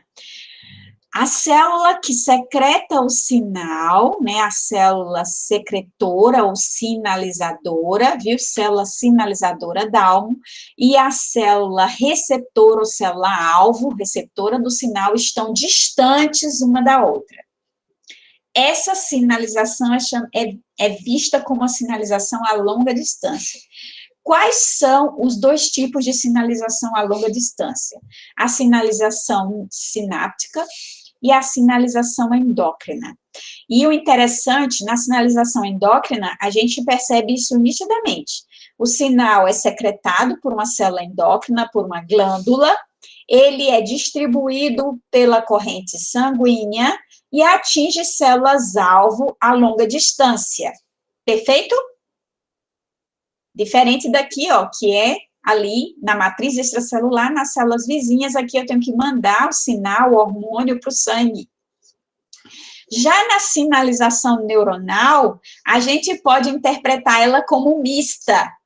Vocês concordam que a sinalização neuronal é um tipo de sinalização mista? E por que ela é um tipo de sinalização mista? Olhem aqui. Aqui a gente tem um neurônio, e aqui, vocês estão vendo esse tracejado? O que significa esse tracejado, turma? Vocês sabem o significado desse tracejadinho aqui?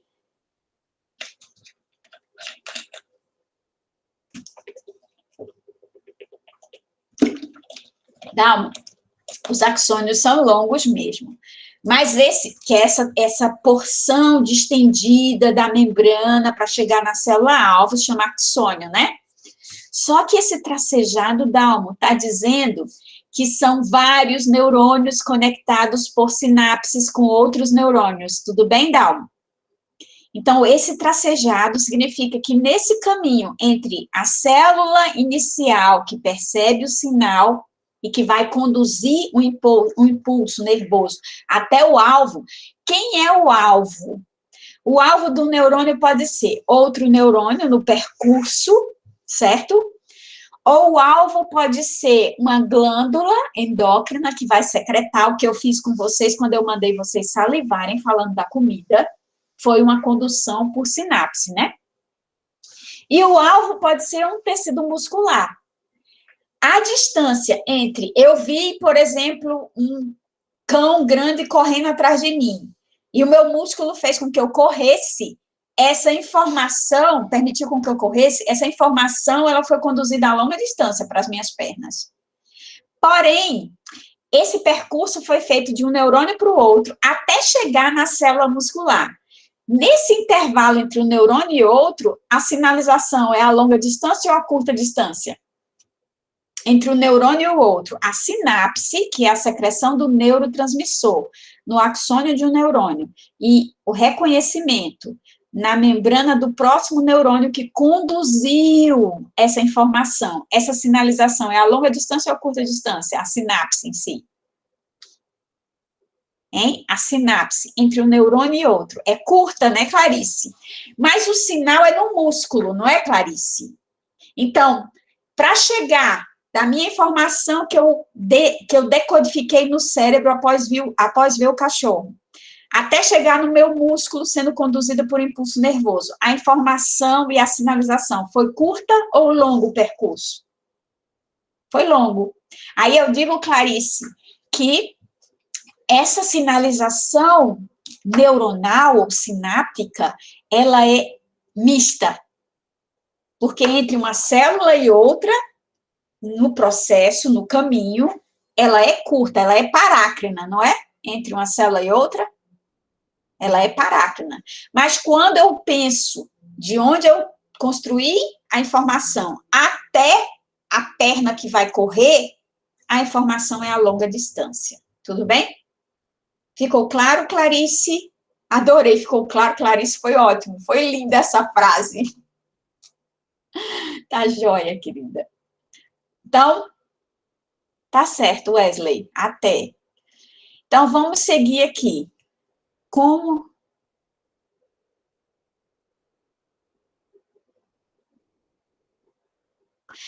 Não necessariamente, Isa. A gente tem a sinalização neuronal conectada com a sinalização endócrina. Beleza, concordo com você, certo? A sinalização neuronal conectada com a sinalização endócrina. Porém, tá certo, Giovana, porém, existem sinalizações que não são diretamente ligadas à sinalização neuronal, são indiretamente. Por exemplo, a sinalização na célula pancreática, ela não é dependente da sinalização neuronal de forma direta. Ela é dependente da concentração de glicose no sangue. Do mesmo jeito que a liberação de glicogênio, a entrada de glicose dentro da célula, a sinalização vai depender da insulina. Então, não depende da neuronal. Você concorda, Isa? Então, indiretamente, dependeu de eu querer comer e, consequentemente, porque a fome foi afetada, um sinal chega lá, a grelina chega avisando que está na hora de comer. Indiretamente, sim, depende. Mas, diretamente, não. Eu não vou precisar de um neurotransmissor ativando o pâncreas para ele secretar insulina, não. Eu vou secretar insulina pelo aumento da glicose.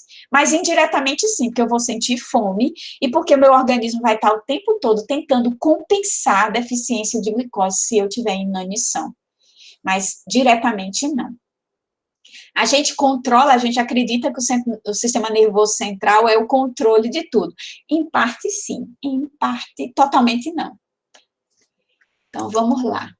Então, aqui, o exemplo de sinalização a longa distância, vocês viram, olha, aqui a gente tem comeu, absorveu glicose, não aqui no estômago, a glicose é absorvida lá no intestino, tudo bem, tem um erro aqui nessa imagem, mas a gente digeriu glicose aqui, digeriu amido aqui, vai absorver lá no intestino, a glicose vai para a corrente sanguínea. Como é que a gente vai bombear a glicose para dentro da célula? A gente precisa que um canal GLUT4 na membrana da célula seja aberto. Para isso acontecer, eu preciso que esses canais sejam colocados aqui na membrana. Quem ativa esses canais para se abrirem e serem colocados para a glicose entrar na minha célula? Quem ativa é a insulina. Para a insulina ativar, ela tem que se ligar no receptor dela. Em condições normais, a insulina se liga no receptor, o canal de glicose é posicionado e aberto na membrana. Na célula do diabético, eu não tenho insulina disponível no sangue. Se eu não tenho insulina sendo secretada pelo pâncreas, eu não tenho esse receptor ativado, eu não tenho a colocação desse canal, e eu não tenho bombeamento de glicose para dentro da célula. Onde é que fica a glicose, turma? O que é que acontece com a glicose que veio da minha dieta aqui? Já que eu não tenho insulina sendo secretada pelo diabético tipo 1. O que é que acontece com a glicose? Qual é o resultado dessa falta dessa sinalização, porque o sinal insulina não está presente? A gente tem a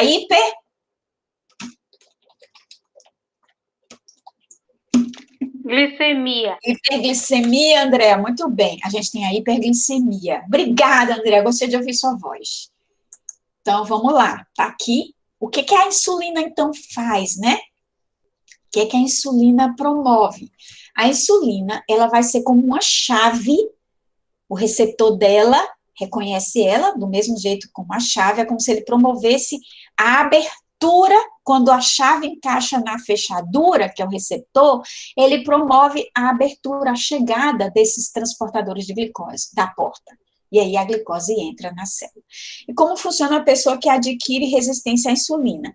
Ela pode ter um problema no receptor, ou um problema na membrana da célula pancreática que não secreta a insulina. Então, a gente pode ter eventos que vão interferir nesse processo aqui, seja por falha na produção de insulina, causada por um dano na célula pancreática, seja por falha no receptor da insulina. Eu posso ter um receptor que não funciona aqui. Então, esse receptor não reconhece a insulina, mesmo tendo insulina circulante, esse sinal que vai levar à captação de glicose é que falha. Então, a gente tem o que é chamado de resistência à insulina, mesmo eu tendo a insulina presente, em virtude de alterações metabólicas, alterações na síntese do receptor, alterações da porção extracelular desse receptor, ele não reconhece a insulina. Aí, aquele paciente vai ter resistência à insulina, consequentemente, ele vai ter problemas no metabolismo de glicose, porque ele não vai captar a glicose nas concentrações ideais, ele não vai retirar a glicose do sangue nas proporções ideais. Então, esse era só um exemplo para que vocês vissem sobre as moléculas sinais. A gente vai finalizar a aula falando aqui dessas moléculas e desses eventos de sinalização, para que na próxima aula a gente fale da cascata em si e dos receptores. Então, aqui a gente tem o que pode atuar como um sinal. A gente falou muito em molécula química. A gente falou de proteínas e peptídeos, como o exemplo da insulina, que é um hormônio proteico. Um peptídeo, o glucagon, ele é um hormônio também, ele é uma molécula polipeptídica, só que ele é um peptídeozinho. Ele também é produzido pelo pâncreas, só que pelas células alfa. E ele tem um efeito antagônico ao da insulina. Se eu tenho pouca glicose, quem é secretado por queda no nível de ATP é o glucagon nas células alfa. Para que eu possa fazer uma sinalização lá no fígado, avisando para o fígado, olha, libera aí uma glicose, metaboliza glicogênio, porque a glicose no sangue está baixa. Então, eu não secreto insulina quando tem glicose baixa, eu secreto glucagon, porque o ATP cai, e a queda de ATP nas células alfa ativa a liberação de glucagon. Outra molécula que é proteica são os fatores ou hormônios do crescimento, são proteínas. Então, são moléculas sinais, são moléculas produzidas pelas nossas células para ativar a divisão celular em outras células-alvo. Derivados de aminoácidos. Vocês já ouviram falar da histamina? Quem é que já ouviu falar da histamina? E o que é a histamina, gente? É uma molécula sinal. O que ela causa, hein? O que a histamina causa? A histamina é uma molécula sinal. Ela está envolvida em processos de regulação e processos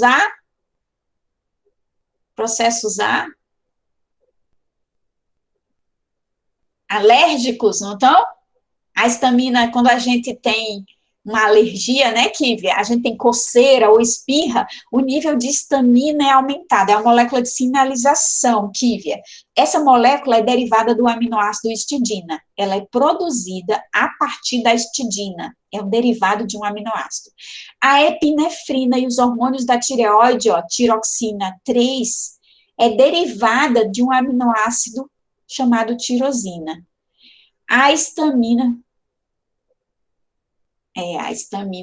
dos jogos, todas aquelas moléculas, Joyce, todas aquelas moléculas que estão envolvidas com atividades que modulam o nosso metabolismo, alguns esteroides, alguns agentes envolvidos com reações inflamatórias ou com reações metabólicas, são derivadas são moléculas de sinalização. Então, aqui a gente tem, epinefrina, que é a adrenalina, é derivada de um aminoácido, a arginina. Tiroxina é derivada da tirosina. A tiroxina T3, T4 da tireoide são produzidos a partir de um aminoácido. Então, professora, quer dizer que quando eu como proteína, eu estou fornecendo aminoácido para produzir algo além de outras proteínas no meu corpo? Yes! Você está fornecendo tirosina para produzir suas proteínas, mas você está fornecendo tirosina para produzir também hormônios derivados desses aminoácidos. Você está fornecendo arginina para produzir proteínas, que tem o aminoácido arginina, mas você também tá fornecendo arginina para produzir a epinefrina, a adrenalina. Você está fornecendo histidina para produzir proteína, sim, mas você também está fornecendo histidina para ser o precursor das histaminas. Então, você está dando um nutriente que tem mais de uma função. Nesse caso, ele vai ter função de sinalização celular. Quando esse aminoácido faz parte de uma proteína, ele está fazendo parte de uma estrutura, de uma molécula, ele é estrutural. Então, aqui só para vocês perceberem como a célula otimiza o uso da matéria-prima que os nutrientes são. Esteroides, aqui a gente tem a testosterona como exemplo, estradiol, progesterona e cortisol. Esses são hormônios derivados de quem mesmo? Essas moléculas de sinalização são derivadas de quem? Derivados de quem?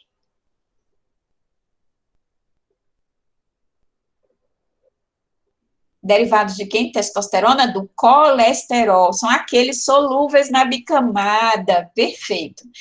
Derivados de ácidos graxos. A gente tem ácidos graxos nos fosfolipídios, né? Quando o fosfolipídio da membrana ele é metabolizado, ele libera um produto da quebra do ácido graxo. Isso pode ser feito por uma enzima de uma via de sinalização. E aí o produto passa a ser um sinal intracelular. Então, a gente tem fosfolipídio, que é formado por um glicerol e 2 ácidos graxos, e uma cabeça polar. Se eu remover aquela cabeça polar por ação de uma enzima, de uma fosfolipase, eu posso gerar um produto que serve de sinal, que é um diacilglicerol. Eu removi o grupamento fosfato e ficou os 2 ácidos graxos, por isso diacilglicerol, 2 ácidos graxos ligados ao glicerol do fosfolipídio. E aí eu tenho um diacilglicerol, que é uma molécula sinal. Exemplo, a gente não tem a cólica menstrual? A cólica menstrual tem um propósito. Na verdade, a cólica é um produto de um evento que gera a contração do músculo liso que está associado ao revestimento do endométrio. Para que esse endométrio seja descamado e eliminado, o músculo precisa contrair, e é isso que gera a dor. A mesma coisa acontece no parto.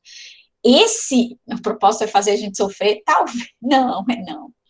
Esse mecanismo, ele é causado por uma molécula sinal, um eicosanoide, e ele é derivado de ácidos graxos, da membrana. As que não sentem cólica, Clarice, na verdade elas produzem, mas elas produzem uma quantidade menor. Então, a proporção dessa produção é que vai gerar mais ou menos dor. E existem outras condições biológicas que geram mais dor, sabe, Clarice? Tem mulheres que têm mais dor porque elas têm problemas fisiológicos, como a endometriose. Então, na verdade, se você sente, Kívia, uma dor que está além do normal, é importante investigar.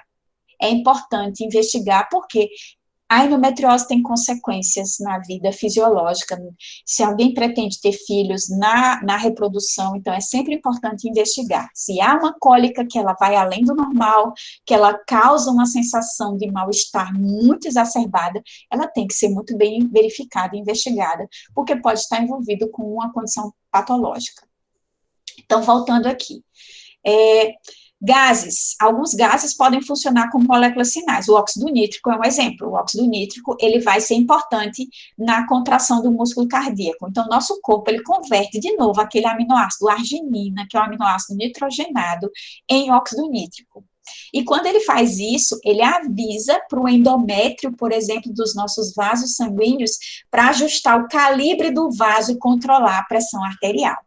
Então, existem sinais, como alguns neurotransmissores, como a acetilcolina, que vão modular a produção de óxido nítrico. E o óxido nítrico do endotélio, liberado pelo revestimento do vaso sanguíneo, vai ser difundido para o músculo liso, que reveste o vaso, regulando o calibre do vaso, o diâmetro do vaso, controlando a pressão arterial. E eu falei, pode falar, Isa. Aquele hormônio, eu não lembro o nome do hormônio, mas chamam de hormônio da gravidez. Ele também é um... Ocitocina, a ocitocina que o Igor está falando. Todos atuam, Isa. A ocitocina, o LH, tudo bem? FSH, todos esses hormônios são importantíssimos no processo da gestação. A progesterona é o hormônio da gestação. Olha o nome, progesterona. Favorável à gestação, sabe, Isa?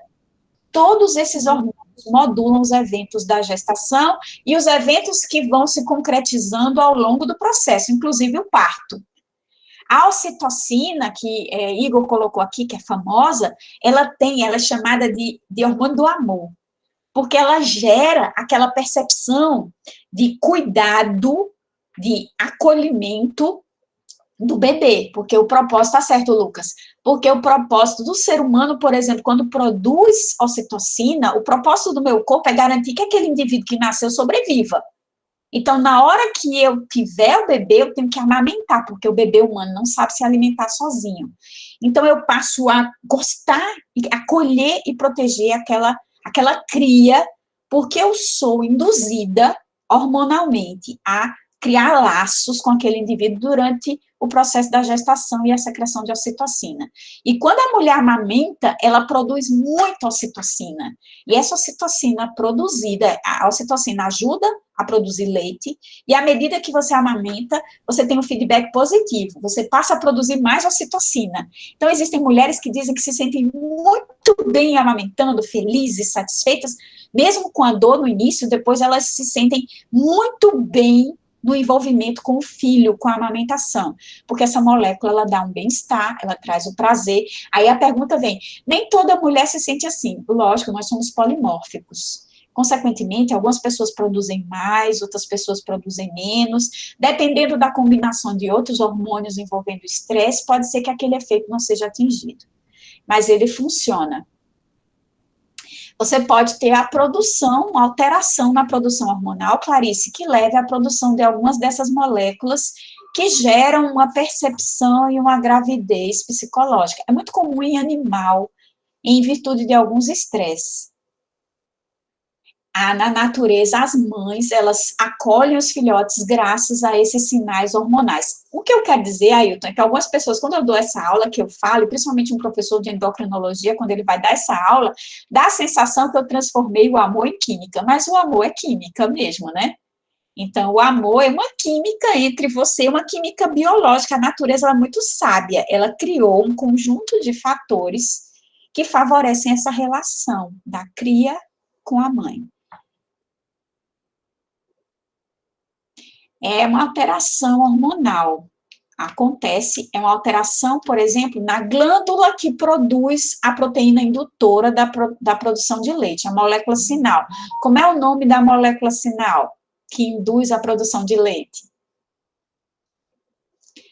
Prolactina, Kívia. A prolactina, essa molécula aqui, ó, de prolactina, ela é produzida na hipófise. Então, existem tumores benéficos, Kívia, que podem induzir a produção de prolactina. Então, existem determinados fatores que podem induzir o crescimento, a multiplicação das células lá na hipófise, na região responsável pela secreção de prolactina.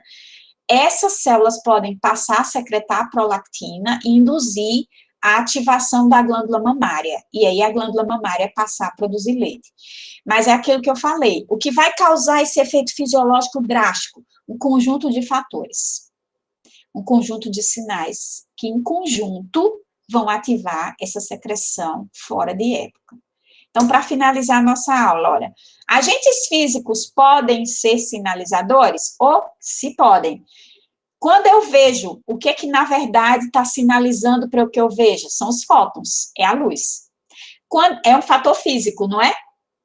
Quando eu escuto um som, o que está sinalizando? É uma molécula química? Não, o que está sinalizando é um som, uma onda sonora, um deslocamento de ar, é um fator físico. A percepção de calor, calor é um fator físico, a temperatura.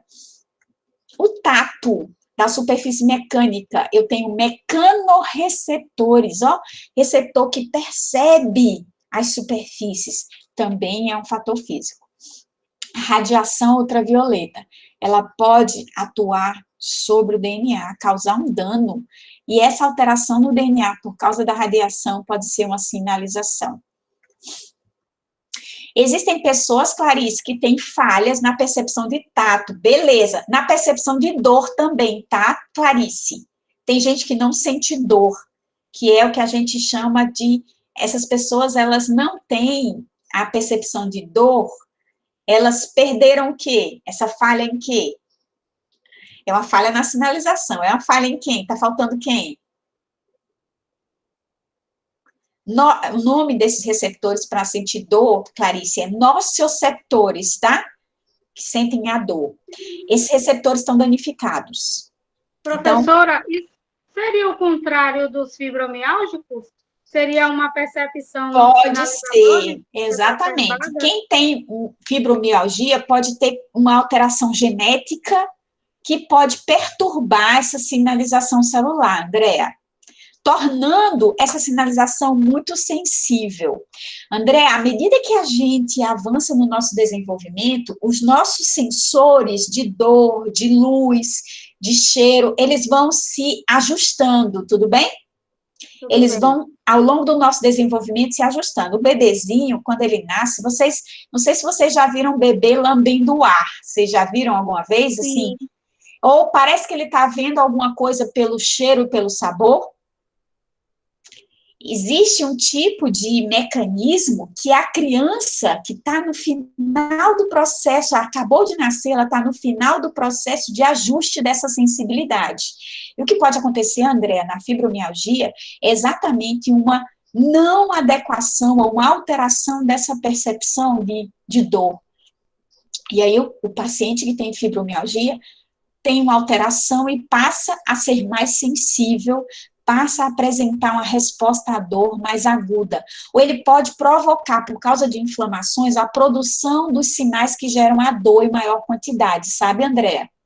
Então, ou você tem uma percepção ruim, ou você tem uma produção dos sinais por inflamações repetitivas, e isso gera uma dor crônica, que é a fibromialgia, uma dor crônica. Sim. Certo? Obrigada. Excelente. Foi ótimo você tocar nesse tema da dor, porque é um tema importante para vocês correlacionarem a sinalização celular com eventos fisiológicos. Eu gosto de trazer aqui um outro sinal, André, ó, a eritropoetina, tá vendo aqui? Alguém sabe Sim. qual é o papel da eritropoetina? É uma molécula sinal produzida por um órgão importante do nosso corpo, o rim. A eritropoetina é produzida pelo rim.